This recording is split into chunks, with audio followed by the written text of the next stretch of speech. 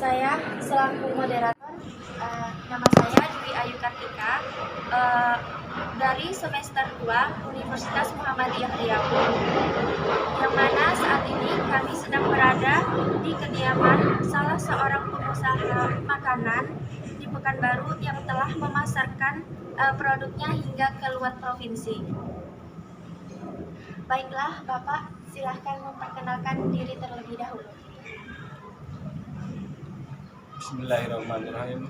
Assalamualaikum warahmatullahi wabarakatuh. Waalaikumsalam warahmatullahi wabarakatuh. Alhamdulillahirabbil alamin. Asyhadu an la ilaha illallah wa asyhadu anna Muhammadar Rasulullah sallallahu alaihi wasallam wa ala alihi washabihi amma ba'du. Para adik-adik semua, perkenalkan, nama saya akrabnya dipanggil Pak Alan, nama lengkapnya Marlan, Pak Marlan. Terkait dengan apa yang adik-adik sampaikan, agendakan pada hari ini, saya menggeluti usaha di bidang makanan lebih kurang sudah hampir 9 tahun ya. Ada roti, ada kulit kebab, dan ada frozen food. Dan yang produksi sendiri, olahan sendiri itu yaitu roti dan kulit kebab. Terkait dengan apa tadi untuk tahapannya Tahapan wawancara.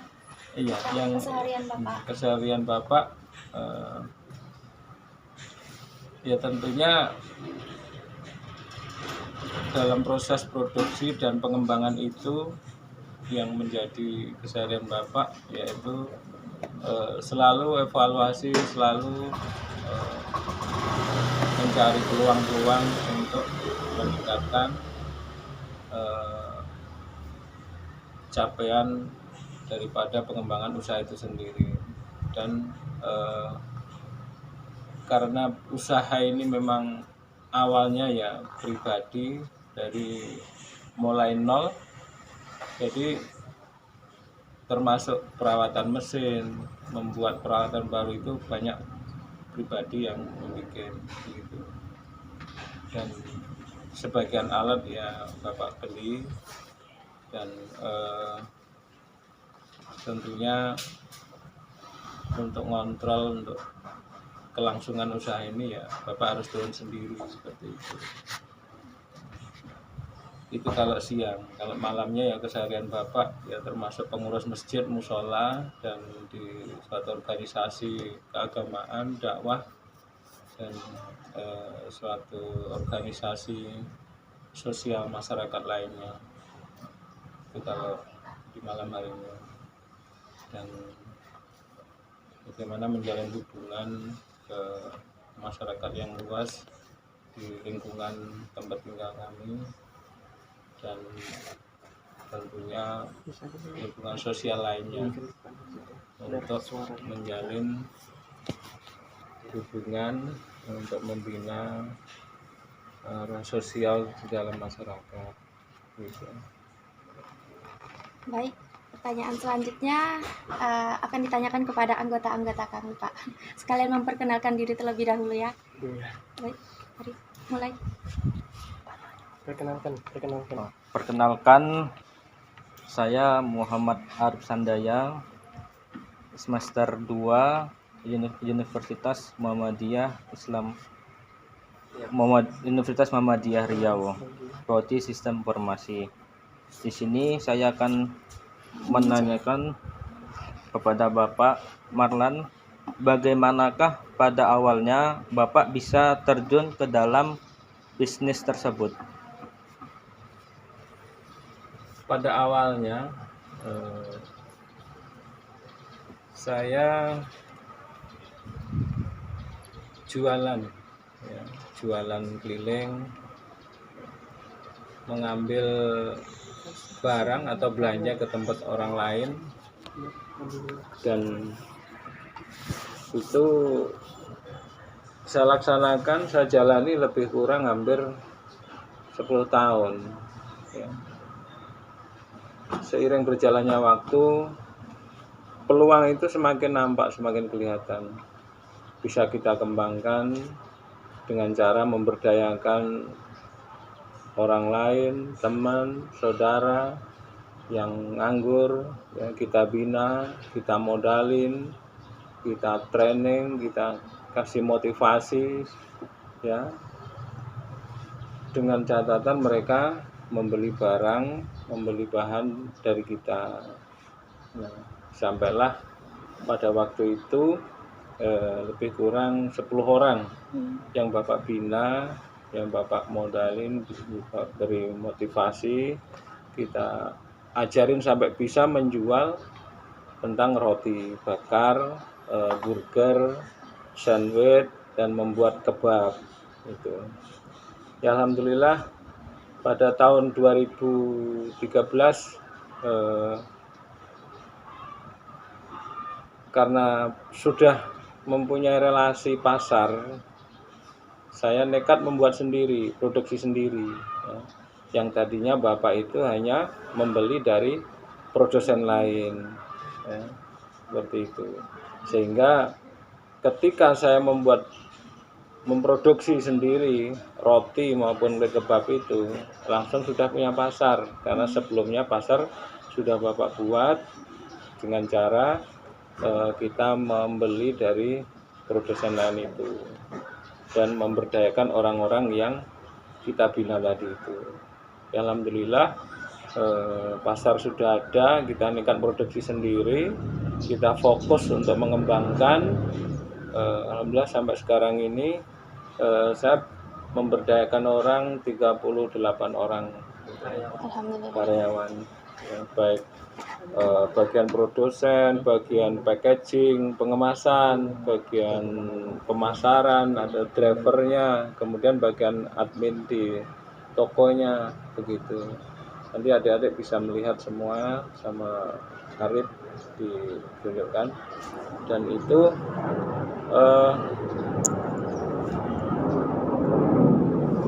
seiring berjalannya waktu kita tentu perlu legalitas, ya, legalitas daripada produk kita. Kita laporkan, kita urus perizinannya ke dinas perindustrian, ke dinas kesehatan, ya. Alhamdulillah memang di negara kita itu untuk pengusaha, untuk produsen, untuk pemula-pemula itu pemerintah menyediakan, ya, ruang untuk pembinaan, untuk dibina menjadi pengusaha-pengusaha yang bisa mengembangkan usahanya, sehingga timbal baliknya itu bisa memberdayakan orang-orang yang berada di sekitarnya dan di masyarakat lingkungan sekitarnya. Sehingga dengan demikian pemerintah memfasilitasi, ya, memberikan izin secara gratis, memberi training, ya, memberi penyuluhan-penyuluhan, sehingga bagaimana kita membuat produk itu bisa berkualitas, bagaimana produk itu bisa diterima di kalangan masyarakat, sehingga konsumen untuk membeli itu tidak ragu lagi dengan apa yang kita hasilkan, ya, tentang jaminan kesehatan dan kebersihan, kelayaan untuk dikonsumsi, seperti itu. Jadi awal mulanya Bapak memang pedagang asongan, pedagang keliling, gitu ya. Dan disitulah mental kita memang digembleng dari situ, dari nol, dari pedagang, kemudian produsen, kemudian mengembangkan dengan usaha-usaha yang lainnya itu. Ya. Tadinya roti, kemudian membuat tokonya untuk penjualannya, kemudian mengembangkan lagi usaha frozen food, sosis, nugget, bakso, dan daging kebab, perlengkapannya itu, kemudian produksi sendiri kulit kebab sekarang. Gitu. Baik, Pak. Ada lagi Pertanyaan tentang selanjutnya. produksi? Ya. Ada Pak. Silakan. Nama saya Muhyitwaldi, saya dari Universitas Muhammadiyah Riau, Prodi Sistem Informasi. Kami mendengar bahwa usaha Bapak udah maju nih, alhamdulillah sampai pemasarannya ke provinsi katanya. Antar kota, antar provinsi. Luar provinsi. Iya. Bagaimana proses perjalanan usaha Bapak hingga sampai ke provinsi, bisa tolong diceritakan? Iya. Alhamdulillah untuk proses pengembangan pemasaran ini ada beberapa cara, yaitu melalui media sosial yang sekarang ini sudah sama-sama kita ketahui, dan itu jangkauannya sangat tak terbatas. Namun sebelum itu tentu kita persiapkan ya kemampuan kita di dalam memanage usaha itu, mengukur kemampuan diri, kemudian mentargetkan pencapaian diri tadi ya. Bisa nggak kita menjaga kualitas ini dengan baik sebelum kita go antar provinsi atau go nasional, kan begitu ya. Dengan kita manage dengan baik kualitas produk kita ya, baru kita pasarkan ke media sosial ya. Kemudian manajemen kita perbaiki ya. Jangan sampai orang pesen 100, kita janjikan hari ini dapatnya 2 hari lagi atau 3 hari lagi. Berarti kita nggak komitmen, nggak konsisten dengan apa yang kita janjikan ya. Kemudian juga dengan perorangan ya, seperti di sini di Pekanbaru ada pelanggan itu yang saya support seperti Rindu Kebab, seperti Metro Kebab, ada juga yang dari Kalila Food ya. Mereka rupanya punya saudara yang ada di Sumbar, ada yang di Jambi, ada yang di Air Molek, Pranap, Kampar, Pelelawan ya, sampai ke arah Tanjung Pinang sana ya, Sumatera Utara. Nah itu mereka menginformasikan gitu ya, bahwa ada peluang usaha ini dikembangkan di kota itu. Nah ini pelanggan saya supplier ke saya kan begitu, dia mengenalkan begitu, saya dikasih alamat, kasih nomor orang juga itu, sehingga hubungan untuk negosiasi harga, untuk memperkenalkan produk kita segala macam, sehingga dengan begitu cepat gitulah ya. Orang selain kenal dari medsos, dari keluarga, saudara, dari teman-teman mereka merekomendasikan ke produk kami. Alhamdulillah ya, ada kirim sampai ke Pasaman, ke Padang Panjang, Padang Kota, ke Sawah Lonto ya, ke Lubuk Jambi, ke arah Bengkulu sana ya, ke situ ya. Dengan adanya medsos ini juga sangat terbantu. Nggak disangka-sangka ya, ada orang yang tanya-tanya ya, rupanya dari luar kota itu. Setelah negosiasi kita kirimi foto, video, dan harga dan kualitas ya, kita praktekkan seperti ini, kualitas punya saya seperti ini, ditunjukkan itu. Alhamdulillah ya, setelah dikirim sampel, negosiasi jadi, ya udah pesan. Nah, kalau pemesanan ya tentu berapa barang yang dipesan, jenisnya apa-apa aja kita input, di total, mereka kirim uang dulu baru dikirim barang ya. Karena luar kota kita nggak tatap muka, nggak kenal secara dekat, hanya melalui medsos. Itu untuk menjaga biar kita tidak tertipu atau tidak kena semacam ya penipuan gitu ya. Barang sudah kita kirim, uang nggak dikirim, kan banyak seperti itu. Karena ya dulu sudah pernah kena gitu lah beberapa kali, kita hanya percaya saja gitu. Itu untuk pemasaran luar kota dan luar provinsi. Sekarang ada media marketplace ya, ada juga di yang PJBO ya kan, itu sangat membantu sekali ya. Bagi anda pemula ya, perbaiki dulu kualitas diri, ya. Kemudian perbaiki kualitas produksi, ya, termasuk manajemen, ya, bahan baku, ya, kemudian bagaimana memanage karyawan, ya, itu dasar-dasarnya seperti itu. Namun sebagai pemula bisnis, ya, yang penting melangkah dulu, jangan terlalu menjadi pertimbangan itu tadi. Kalau sudah melangkah nanti ada tantangan, ada peluang, ada tantangan, ada jalan keluarnya. Begitu. Baik. Terima kasih Pak. Pertanyaan selanjutnya boleh dibacakan? Perkenalkan, nama saya Samsul Lubis. Saya dari Universitas Muhammadiyah Riau. Di sini Pak, saya ingin menanyakan tentang sekilas tentang produk Bapak. Yang tadi Bapak sudah menjelaskan bahwa pemasaran Bapak sampai ke 2 provinsi sangat jauh Pak. Tentu ada kendala atau masalah yang dihadapi Pak. Coba beritahu kami apa aja kendala yang sering terjadi dalam proses itu. Ya, kendala itu pasti ada. Namun yang dirasakan paling berat kendala itu kalau untuk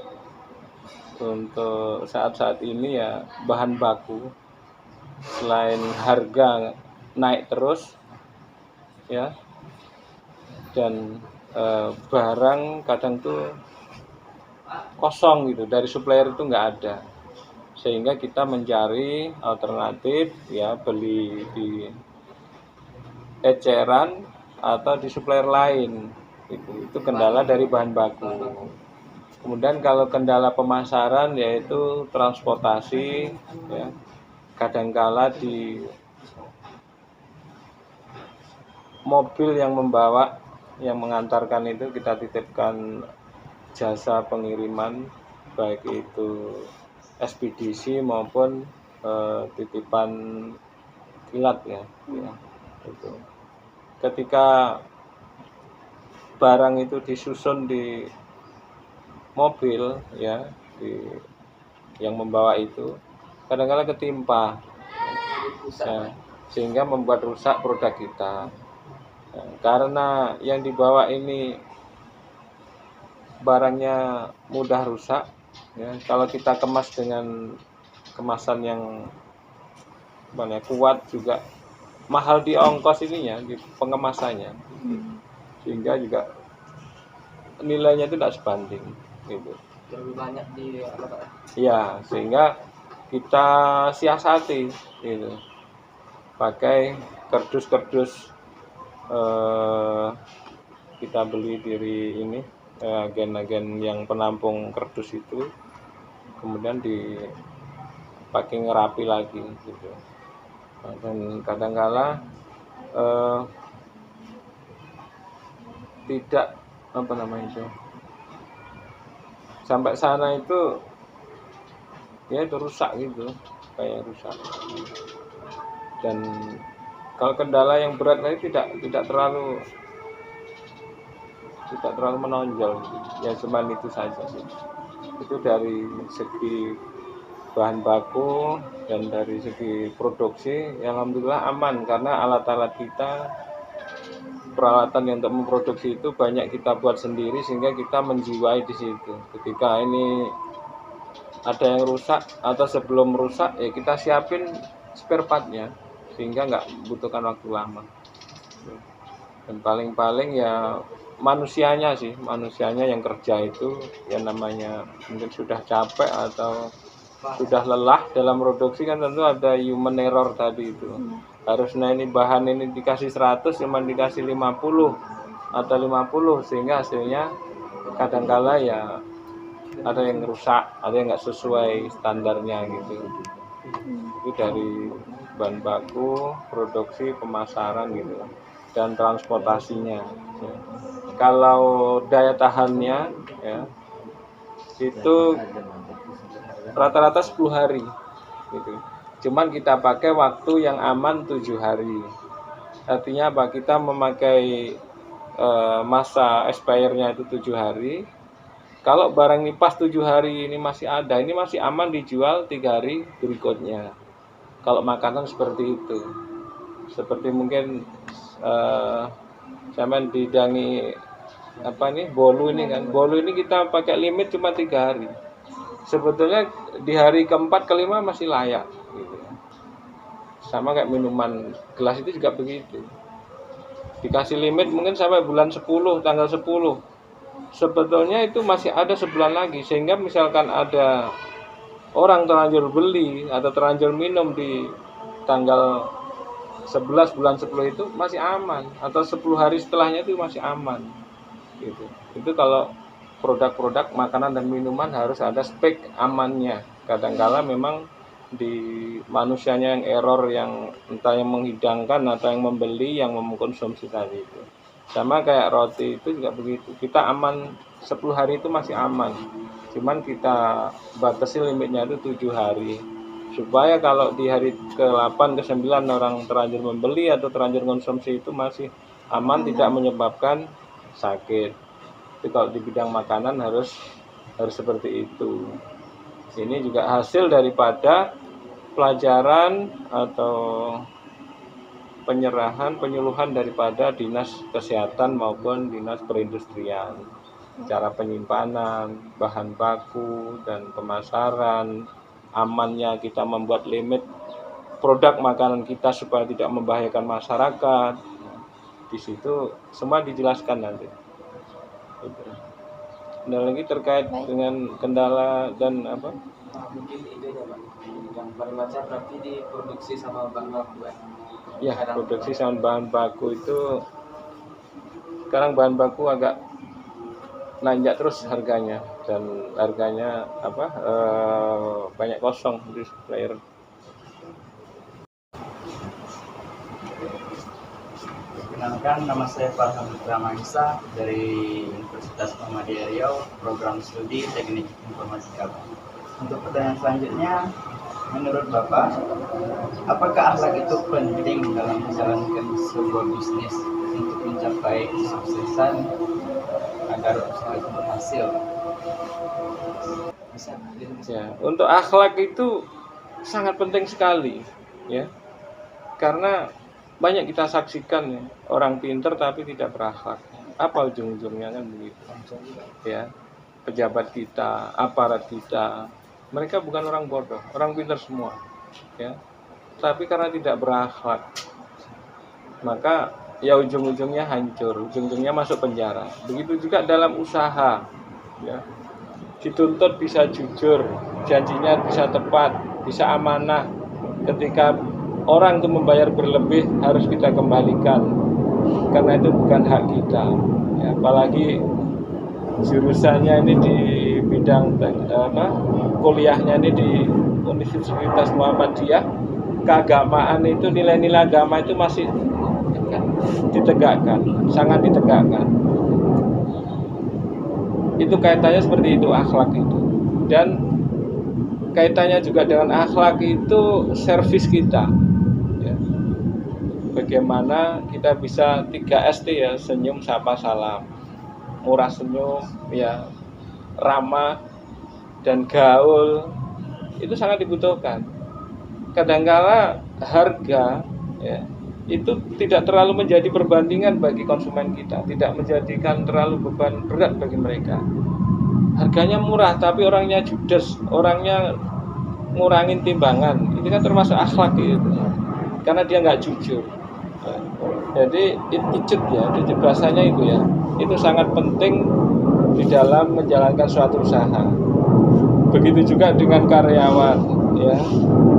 Kita sebagai pengusaha, kalau akhlak kita jelek, attitude kita jelek sama karyawan, tidak bisa ngayomi, tidak bisa membimbing mereka, tidak bisa menjadi teladan bagi mereka, alamat kita nanti juga akan dilindas, ditinggalkan, atau bahkan akan ditipu, dibohongi oleh karyawan kita sendiri, ya.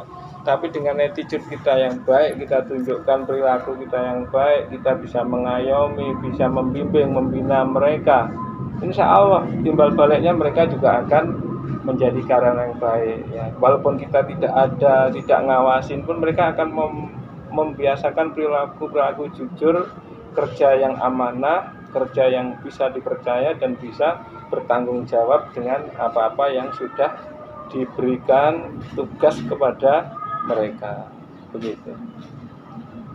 Ada lagi? Saya Cikarang Rabbani dari Universitas Muhammadiyah Riau dengan program studi Sistem Informasi.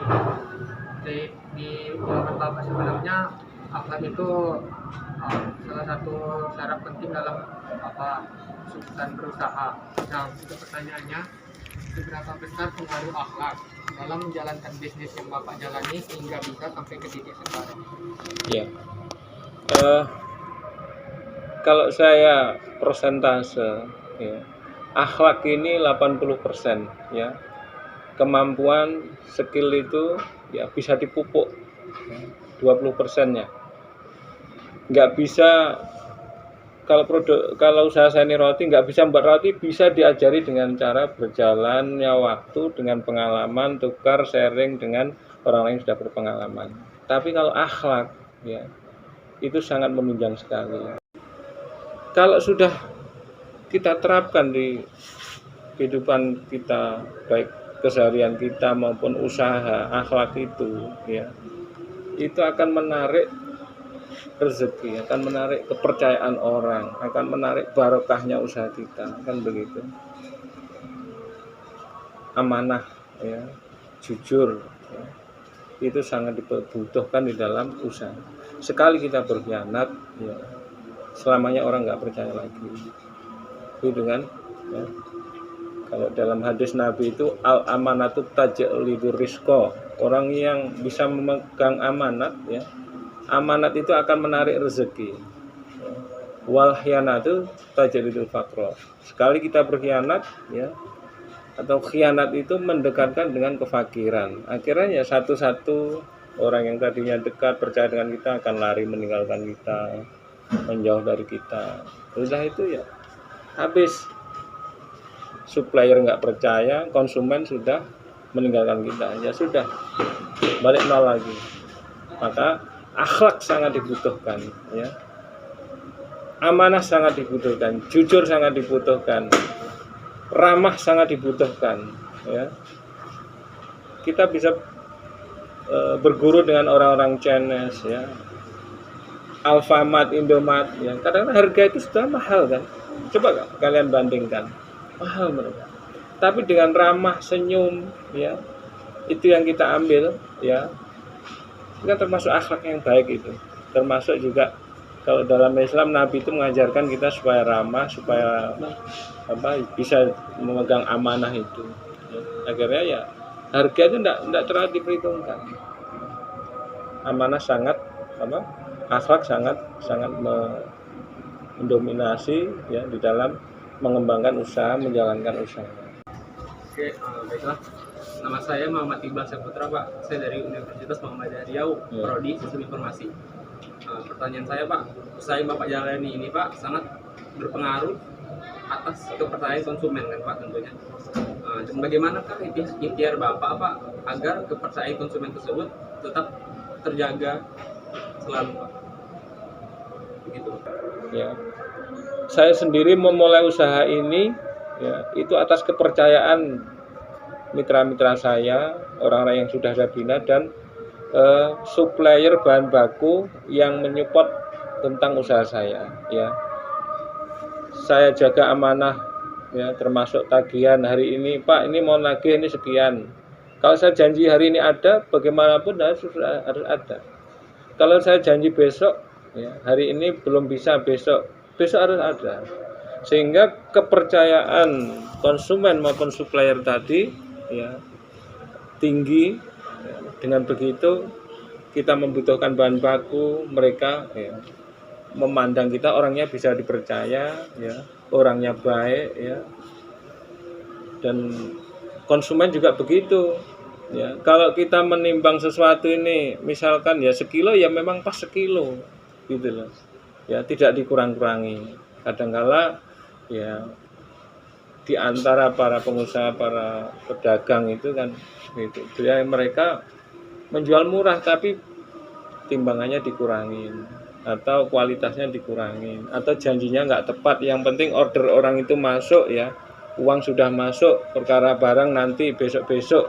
Nah, itu membuat konsumen itu kapok, lari dari kita, nggak bisa dipercaya bapak tuh janji hari ini, ya rupanya udah 2 hari nggak ada dapat barang, besok lagi lari mereka, ya.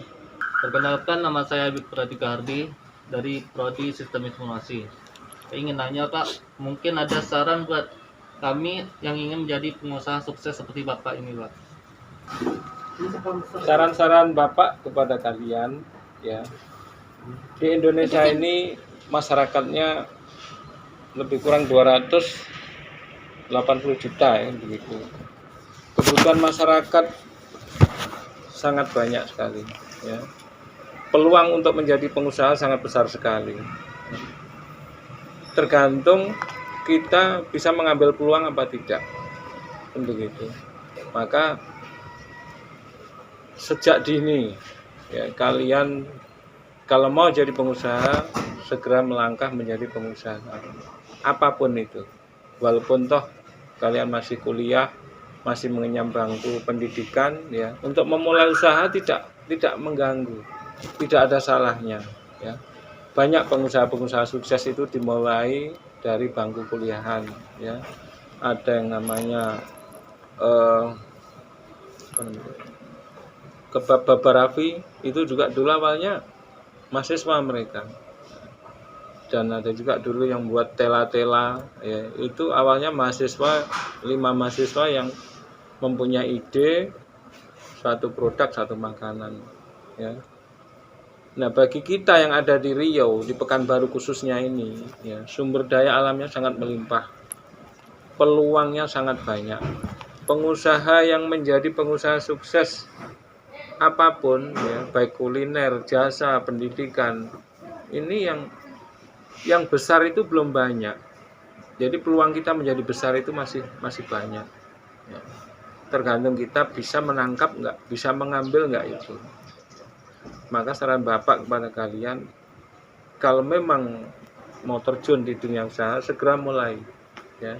Langkah pertama, langkah kedua, berikutnya itu segera mulai. Jangan takut rugi, jangan takut nggak laku, takut gagal, itu harus dihilangkan, ya. Orang sukses itu orang yang pernah gagal, ya. Orang yang tidak pernah gagal juga tidak akan sukses karena tidak pernah mengalami kegagalan, ya.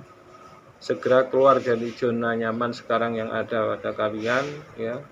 Jangan dibiasakan minta duit sama orang tua, ya. Karena Bapak mulai kelas 3 SD itu insya Allah sudah nggak pernah minta uang sama orang tua.